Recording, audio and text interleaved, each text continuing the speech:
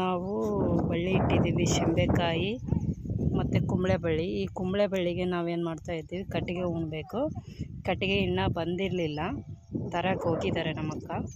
So ಹಂಗಾಗಿ ನಾವೇನು ಮಾಡ್ತಾಯಿದ್ದೀವಿ, ನಮ್ಮಲ್ಲಿರುವಂಥ ರಾಡು, ಕೆಬ್ಬಣದ ರಾಡು ಏನಿದ್ದಾವಲ್ಲ ಅವನ್ನ ಇಟ್ಬಿಟ್ಟು ನಾಟಿರ್ತಿದ್ದೀವಿ.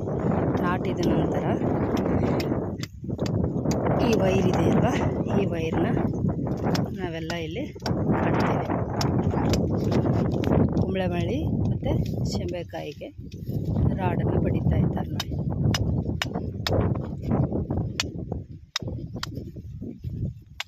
ಬೇಷ ಚೆನ್ನಾಗಿ ಒಳಗೆ ಹೋಗ್ಬೇಕವು, ಮತ್ತು ವಜಾ ಆಗಿ ಅದು ಬಿಡಬಾರ್ದು. ಅದಕ್ಕಾಗಿ ಈ ಥರ ರಾಡನ್ನ ಇದು ಮಾಡ್ತಾಯಿದ್ದೇವೆ. ಆ ಕಡೆ ನಾವು ಇದೆ ಬಳ್ಳಿ, ಅಲ್ಲಿಂದನೂ ಬಳ್ಳಿ ಇದೆ. ಯಾಕಂತಂದರೆ ಈಗ ಇತ್ತು ಅಂತಂದರೆ ಮಣ್ಣಲ್ಲಿರಲ್ಲ, ಮೇಲ್ಗಡೆ ಬರುತ್ತೆ. ಮೇಲ್ಗಡೆ ಬಂದಾಗ ಕಾಯಿ ಏನು ಕೊಳಿಯಲ್ಲ, ಮಳೆ ಬರಲಿ ಏನು ಬರಲಿ ಅಂತ ಹೇಳ್ಬಿಟ್ಟು